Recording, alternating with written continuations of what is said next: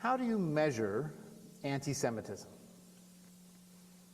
Do you follow the news and see how often it's mentioned? Do you do regular Google searches for anti-Semitic attacks or anti-Jewish behavior or rhetoric online? Do you track the use of Jewish slurs on social media like Facebook or Twitter? Do you collect anecdotes from people you know? Or do you try to find some kind of objective way to measure hatred?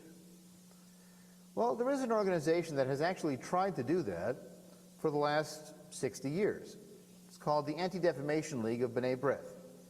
And since 1964, they've conducted a regular national opinion survey that gets at anti-Semitic attitudes in the country. Now, one of the benefits of this survey is they've asked the same questions for 60 years, so you can compare from one year to the next. In surveys, if you change the questions, it's very hard to compare from year over year. And so they have a sense of not only the evolution of attitudes, but also a way to measure how anti-Semitic an individual or a particular demographic group might be. But as we'll see, we can even ask some questions about their methodology, because some of the questions they ask, I'm not so sure are automatically a sign of anti-Semitism. So we'll take a look, and you can decide for yourself. So here we have a study that was done in 2013, and I have newer data to show you in just a minute. But in this 2013 study, the ADL asked a series of questions, not only in America, but also more globally. And we'll have a chance to see the global numbers as well, which are very interesting in their own right. And so, anti-Semitic propensities in America in 2013, these are the major data results. And as they explain here, the ADL index uses 11 index statements, which are included randomly within a longer list. And they'll say, do you agree, somewhat disagree, or totally disagree? And they mix in these 11 key questions with other questions about politics and sports and other things, so that we get at people's attitudes, not only asking Jewish-focused questions. And in general, respondents who agree with 0 to 1 of the index statements are considered to be essentially free of prejudicial attitudes towards Jews. Those who agree with 2 to 5 are considered somewhere in the middle, and those who agree with 6 or more of those statements are considered the most anti-Semitic and have been focused on for special study. So we have actually a list of their 11 questions, and even the introductory statement they use in the survey. I'm going to read to you a list of statements about Jews, including several that were made many years ago. For each one, tell me whether you think the statement is probably true or probably false. Here's their anti-Semitic index. Jews stick together more than other Americans. Jews always like to be at the head of things. Jews are more loyal to Israel than America. Jews have too much power in the U.S. today. Jews have too much control and influence on Wall Street. Jews have too much power in the business world. Jews have a lot of irritating faults. Jews are more willing than others to use shady practices to get what they want. Jewish business people are so shrewd that others don't have a fair chance at competition. Jews don't care what happens to anyone but their own kind. Jews are not just as honest as other business people. Well, I can imagine someone who agrees with all 11 of these clearly is anti-Semitic. And you can also see how maybe one of these might sneak its way through based on your analysis of Jewish voting patterns, or maybe you think sticking together is a positive trait. You know, if you're part of a minority community that sticks together, you might think, well, sticking together is a good thing, and if Jews stick together more than the average sort of white bread America, then that's a good thing. It doesn't always have to be negative. But obviously, if you had 6 or 7 of these, that would accumulate baggage, so to speak. So in analyzing the results of these, we'll look at some of the charts that explain this a little bit better. Here's a historical record. So those of the most anti-Semitic, 6 or more results, if you went back to 1964, it was 29% of the population. By 1992, that went down to 20%, And you've had years, 98, 2009, 2013, where it's even as low as 12%. So remember, that's low because historically it's been higher, but 12% of the United States is still over 30 million people. So that's still a lot of people. We have to decide, is that good news or bad news? Well, it's sort of like a Rorschach test, how you're going to read it. We'll see what the numbers are in 2022 in just a few moments. Now you'll notice that there are certain demographic characteristics that are correlated to lower anti-Semitic attitudes. So those who have college graduate degrees are much lower on the anti-Semitic index, 8, 9%, depending on what year you're looking at. Those with a high school education or less are higher, closer to 20% or even over 20%, depending on the year. So college education might be an antidote or an inoculation to anti-Semitism. Now, there are also some other positive statements for Jews that are included in those survey questions. You know, they mix up the negative stuff with positive things. And even anti-Semitic people, the 6+ indexers, it's that red column, often agree that Jews have strong faith, Jews contribute to the culture, although they're less positive on that. For Jews, family is important, that's a positive value. And again, even anti-Semitic people might agree with some positive statements about Jews. The percentage of Americans who said Jews are responsible for the death of Christ, well, again, the general population, a quarter or less, but again, you think, a quarter?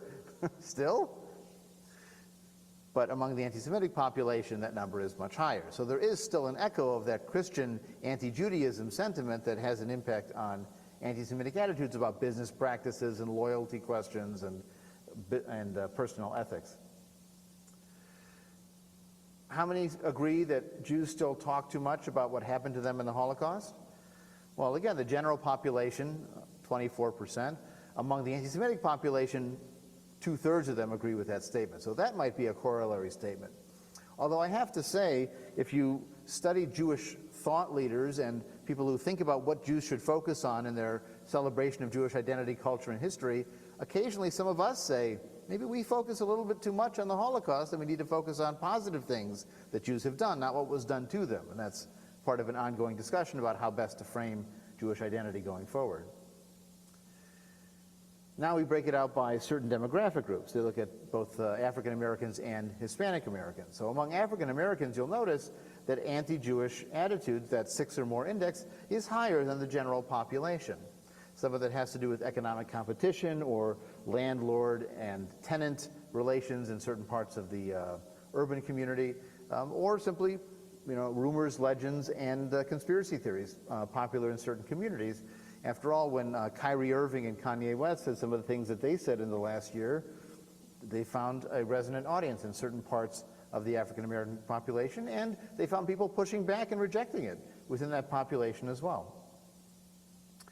Hispanic Americans are more likely to hold anti-Semitic views if they're born outside of the U.S. Those born in the U.S. are more comparable to the general population. So if you look at the general population, it's around 14-15%, 15-12% in 2013.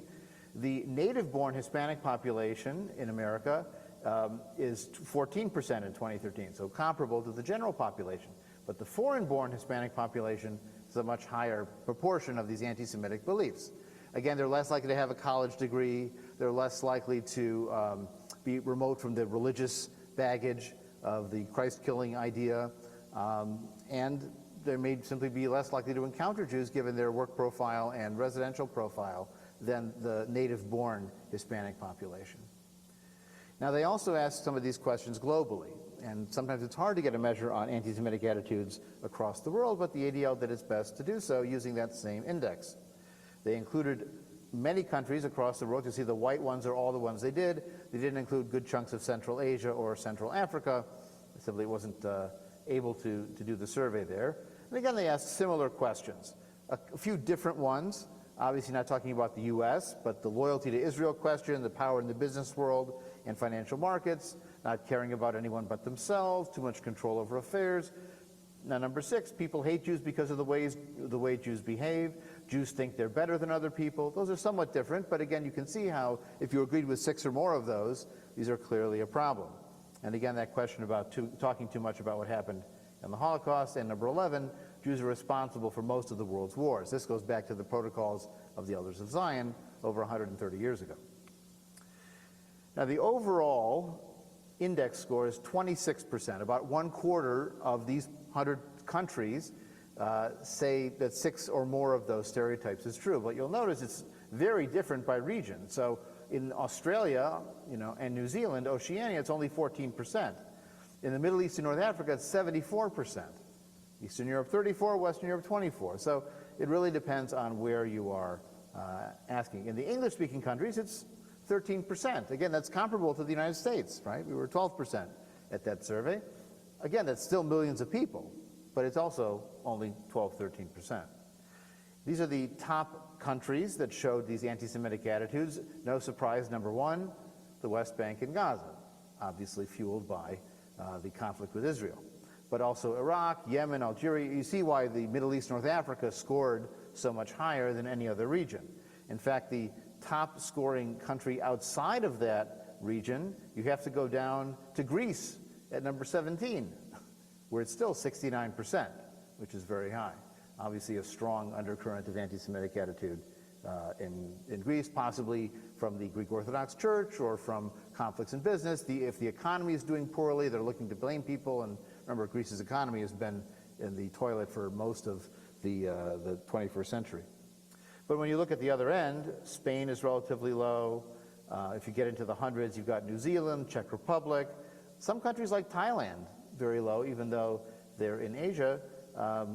And the US and the UK, according to this study, when they ask these questions, is even under 10%. So very, very low. So here you get an attempt to present numerical evaluations of how anti-Semitic a society is. Now, of course, we also have to remember, are they surveying with landlines? Are they using cell phones? How are they finding people? Who's answering the phone? These are the same problems that plague presidential polls. Well, the anti-Semitism studies have the same kind of challenges. So that was a snapshot of 2013, where in America, anti-Semitic attitudes were prevalent among 9, 10, 12% of the population, higher in certain demographic groups, higher among those without a college education, but generally on a lower track, certainly looking back to the 1960s. Here's an update from a survey done in the fall of 2022. And this is on the ADL's website right now. Now, the ADL does say in their introduction to this survey that they're very alarmed by the fact that over 3/4 of Americans believe at least one anti-Jewish trope. That sounds terrible, right? But remember, in 2013, they said if they believed 0 or 1 of these statements, it didn't count. Because, one might sneak through, or they read it, like Jews stick together more than other people, they read positively. Here, they've decided to make that a headline of, look how bad it is. So, how you frame the study can often impact how it's received. On the other hand, when you talk about the 6 or more tropes, the headline number here is 20%, which is significantly more than that 11, 12% that we saw. That is a higher number and cause for concern. So here are some charts that explain which ones scored highly. Percentage of Americans who say the following statements about Jews are true or false. Jews stick together more than other Americans. 70% said yes. Again, I have a feeling some people think it's a positive thing. Jews in business go out of their way to hire other Jews. Well, 53% said yes. Jews are more loyal to Israel than America. 39% said mostly or somewhat true. Jews like to be at the head of things. Well, as it goes down, again, the similar questions we saw before, but you'll notice the least popular ones, Jews are not as honest as other business people. Jews are not warm and friendly. Jews have a lot of irritating faults, which, to be honest, I agree with once in a while. They're all still over that 12% we saw before. It's 16% is the lowest, and that's on the business ethics question, which is not a particularly nice one. So clearly there are growing sentiments that are negative about Jewish people. And you'll notice the number of anti-Jewish tropes that Americans believe to be at least somewhat true, and this is just breaking out the whole population, that 25% believing one is somewhat true, 0 results with 15%, which of course probably includes most Jews. But notice how 3% believe they're all true.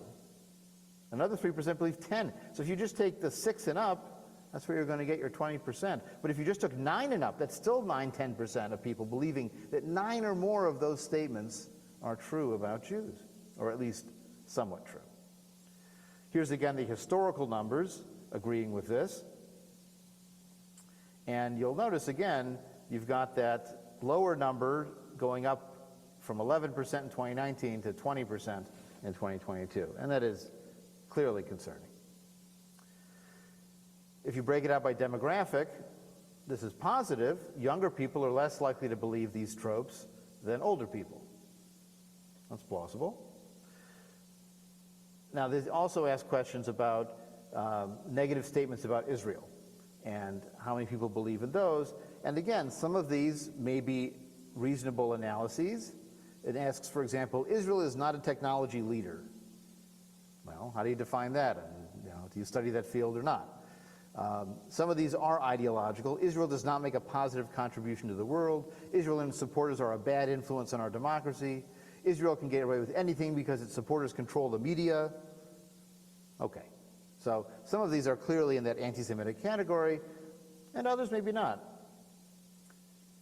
So they also correlate the Israel statements with the anti-Semitic statements, and you see there's sort of an overlap between those approaches. It's different by age, and their conclusion is that this is very concerning to see all of these numbers and to see these numbers going up in recent years.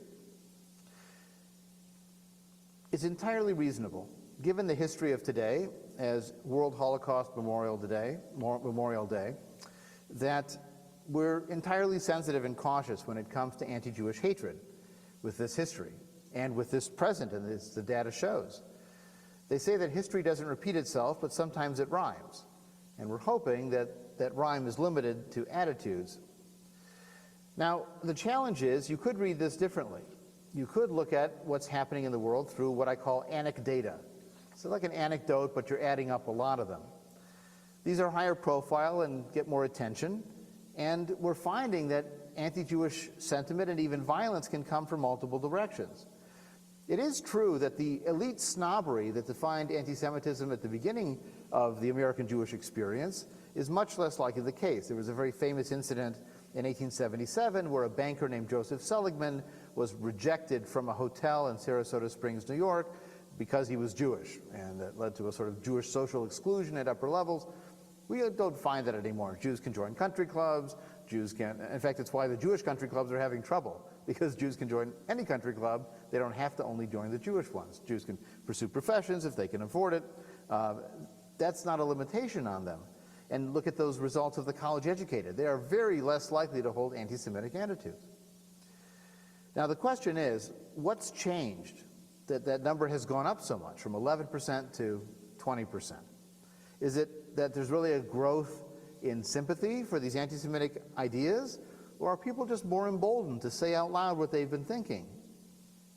Well, the last 10 years or so, we've been hoping it was just the same people that were always there, that 10%, that 30 million people in the US, that were just more emboldened to act on it. But this survey is very sobering. It shows some growing sympathy as well.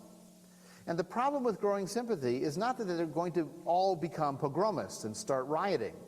You know, I'm still not nervous if I go to a Ukrainian village during Easter season in Chicago. I don't expect a pogrom to break out. But where I do find concern is that the more people who sympathize with these attitudes, they become the sideline rooters, the social media supporters of the bad actors who might actually do something. Or they might be the indifferent observers who hear other people talk about negative actions or negative attitudes and don't push back on them.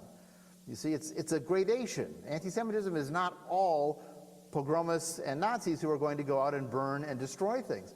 Some of them are the ones who stand on the sidelines and don't intervene to stop what otherwise might happen.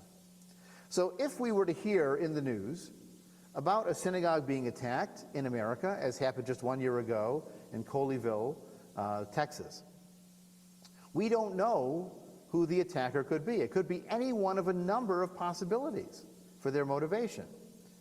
They could be a white supremacist, like the attack on the Pittsburgh Tree of Life Synagogue was triggered by someone who was concerned that Jews were sponsoring outsiders coming into this country in a kind of replacement theory that the Native American white population was being replaced by third world immigrants. And they chose a synagogue that had hosted a refugee Shabbat sponsored by the Hebrew Immigrant Aid Society to target for this purpose. And in fact, we're hosting a refugee Shabbat next week as we talk about the refugee experience and how it relates to Jewish history. And I got an email this week from the Hebrew Immigrant Aid Society, or HIAS, saying, here are some security precautions you might want to take if you're hosting a refugee Shabbat, in the aftermath of what happened in Pittsburgh. Now, this was a white supremacist who was motivated by online hate, who was anti-immigrant, and who just simply doesn't accept the Jews as part of America. That is one possible avenue that could lead to violence. But the case in Colleyville was not that. Rather, Colleyville reflected that global anti-Semitic survey that showed such a high proportion of anti-Semitic attitudes in the Middle East and North Africa. In fact, the hostage taker in Colleyville was part of that Arab world anti-Israel / anti-Zionist / anti-Jewish sentiment that has sort of pervaded that part of the world, unfortunately. And he was convinced that if he took this synagogue hostage, they could talk to the rabbi at Central Synagogue in New York, which obviously was the central synagogue in charge of all the Jews, which controlled America, and get a prisoner released from the jail that was nearby to this synagogue.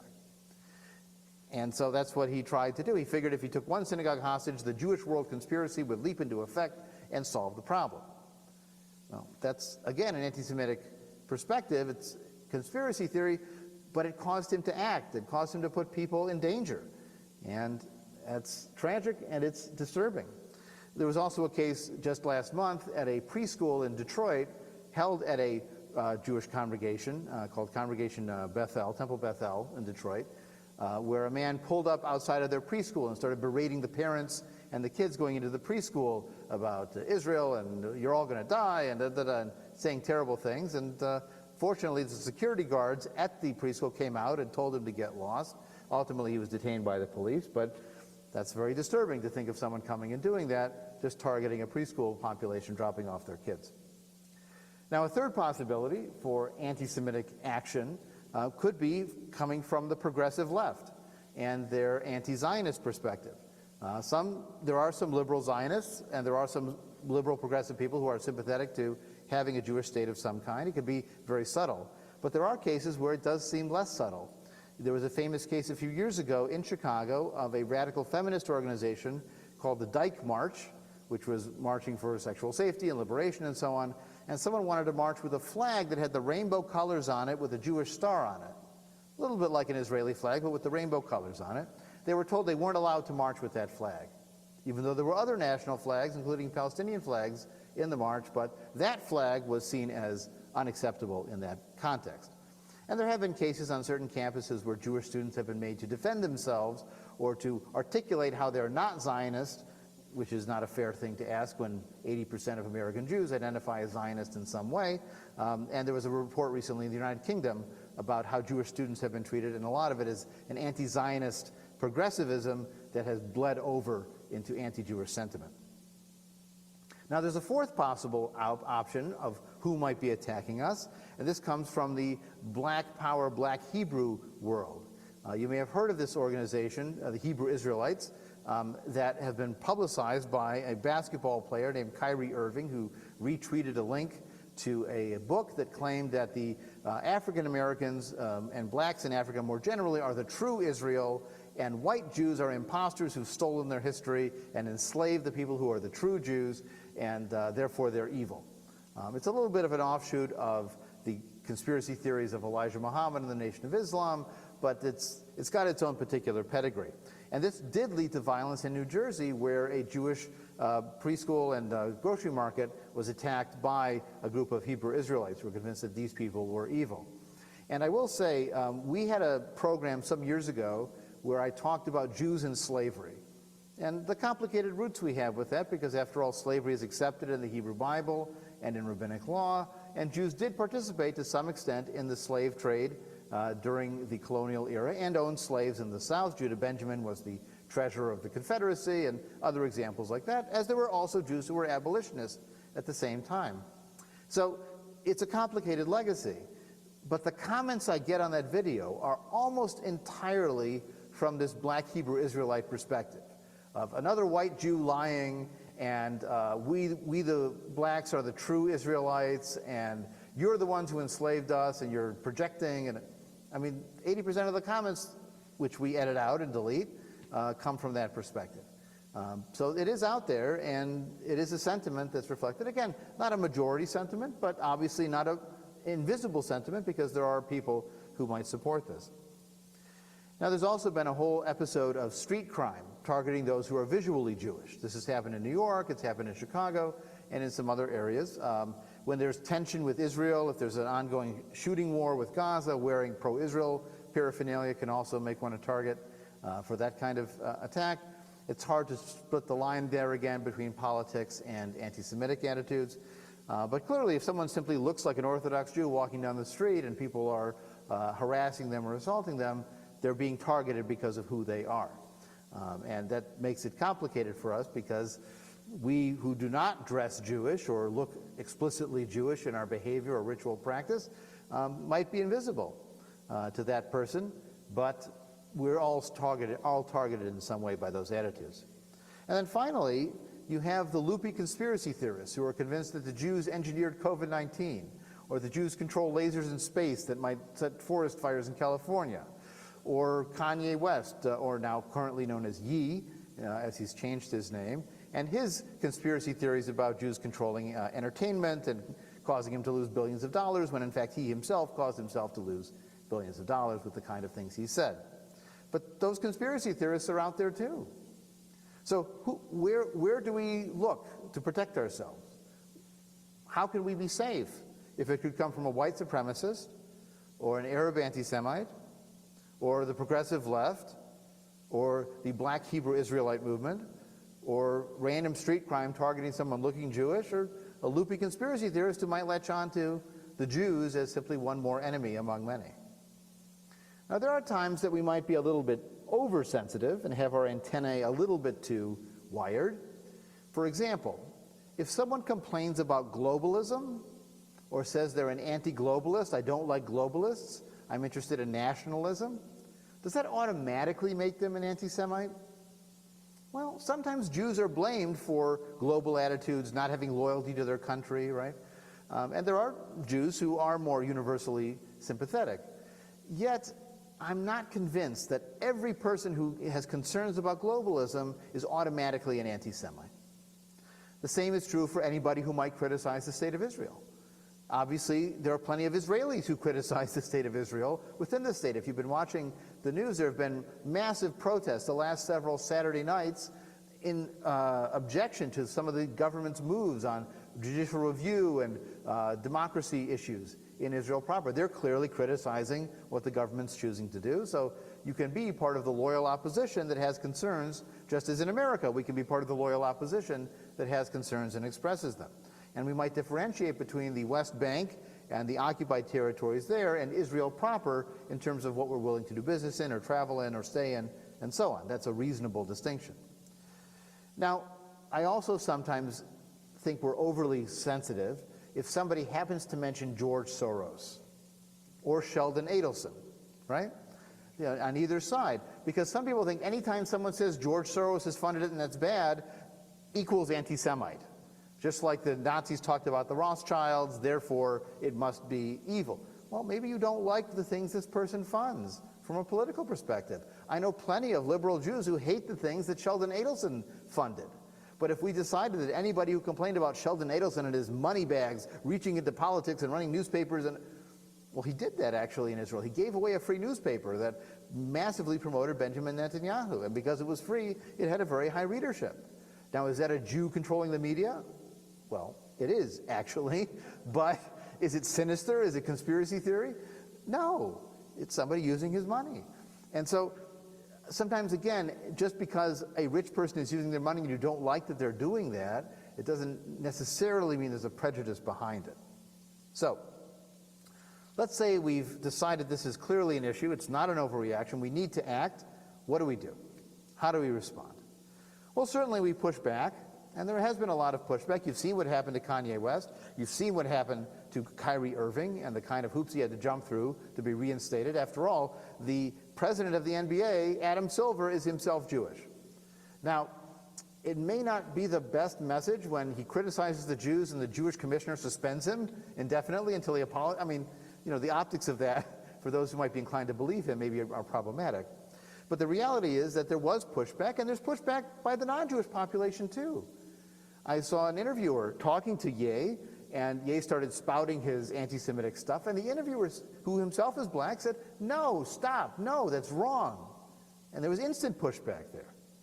So, and there's a whole population of black Jews who live with a foot in both the African American and the Jewish community, and they've also pushed back on this, clearly because they're implicated in the kind of things that he's saying, and because their family is Jewish more broadly in the global sense of Jewish peoplehood. There are public consequences for people who make these statements. Unfortunately, in some platforms, they're being less pushed off than others, and that's a tragedy. But in other cases, the social stigma is still there, and we have the majority on our side. Somebody saying the kind of, I mean, the reaction to what Kanye West said was affirming, even if what he said was appalling, right? The almost universal condemnation of what he had to say gave me hope. Now, there are rational steps that we can take to be safer. You know, that email from the Hebrew Immigrant Aid Society was not out of nowhere and was not irrational to say there are security steps you can take to make your building safer. In fact, we have a whole committee at Hadash that's been working the last several months to try to take steps to make our buildings safer. We applied for a grant to pay for outdoor lighting and better locks on the doors and an emergency locking system and other steps we're not even going to tell you about, but that we're taking to try to make the building safer. And this is the reality of the Jewish world now. We're spending millions of dollars and applying for federal and state grants for millions of dollars to make our buildings safer. And I remember an anecdote that a rabbi shared once when he was on an interfaith discussion, and they were talking about building security, and one of the church leaders at this gathering said, "Yeah, we're having a debate right now about whether to put locks on the doors." And the rabbi said, "They're debating whether or not to put locks on the doors, and we have to buzz everybody through with an intercom system." It's just a different world. They don't necessarily understand the realities of what it's like in the kind of security precautions we've had to take. And you might say, that's overdoing it, you're too nervous, but the risk of not having it if you need it is exactly why we're doing it. And we're allowed to be mad. That 20% number, that gets me mad. After all the time, after all the effort we've put in to trying to abate anti-Semitism, to try to explain how the Jews are positive contributors to American society, and this number is going up, that is disheartening. And we're allowed to be mad about that. And we can also grapple with the complexities of finding allies. You may know that there's also been an epidemic of anti-Asian violence that's taken place in this country over the last few years, some of it fueled by concerns about COVID-19, some of it again with economic competition questions, some of it just the animus against those people. And the challenging part about that is that in many cases the anti-Asian animus highlights the conflict between different minority groups. There was a case in Detroit where a woman was running for, I think it was city council. She was African American, and she said publicly and was quoted, "Don't vote for the Ching Chong," which was the Asian opponent that she had in the primary to be elected. So some of these tensions come between groups. And so if we are opposed to anti-black racism, and the African American community is asked to be opposed to anti-Semitism, well, it goes both ways. We have to push back in both directions. And some people have asked, you know, Kanye West said some terrible things about black people the last few years too. Where was everybody then? You know, why weren't they boycotting him and objecting to him and challenging his sponsorships when he was saying those terrible things? Well, this is where it gets complicated, and these tensions sometimes cross lines, and finding allies is tricky. And we might not agree on everything. We might have very different politics about the welfare state, or about taxation, or about policing. You know, Jewish communities tend to like police because they make us feel safer. African American communities often don't like visible police presence in certain ways because it makes them feel less safe. And so we have to negotiate our differences to find common ground on fighting hate. But most importantly, we're not giving up and leaving. In the mid-2010s, there was a terror attack in Paris. It attacked a kosher grocery. There was a hostage taking for a while. A number of people were killed. And in the aftermath of that, Benjamin Netanyahu, who was then the prime minister, visited a synagogue in Paris, and he spoke there. Part of his message was, it's safer in Israel, you should move here. And there have been some tens of thousands of French Jews who have moved to Israel in the last decade or so. But there's also been 500,000 of them who have not left. And at the end of Netanyahu's speech, he led into the singing of Hatikva, the Israeli national anthem, which everybody stood and sang. And then as those final strains of Hatikva began to fade, spontaneously, not part of the program at all, those gathered in the congregation began to sing the Marseillaise, the French national anthem, at the same place in response as well, affirming that yes, we are connected to Israel as part of our global Jewish peoplehood, but we are also rooted here as Frenchmen. And these promises of liberté, égalité, fraternité, we are part of the fraternité, the brotherhood of France too. So they sang both the Hatikva and the Marseillaise. And I found that inspiring because they said, we're not leaving. This is our home too. And we can remind ourselves of the progress we've made. Today, in Congress, there are 9 U.S. senators and 25 representatives who are Jewish. I'm not counting George Santos in that number. For the most part, Jews can marry whom we love. We can live wherever we can afford to live. We can attend schools and enter the professions we qualify for. We can live our Jewish and our personal lives as we choose. Now, are we more cautious in 2023? Yes. But can we still find joy in our Jewishness? Yes, yes, yes. This is still the best time ever to be Jewish, with the most freedom, the most opportunity, the most creativity, the greatest proportion of the Jewish people participating and celebrating and creating new Jewish culture. And so what we have to remind ourselves at the end of the day is to not let the oi overwhelm the joy.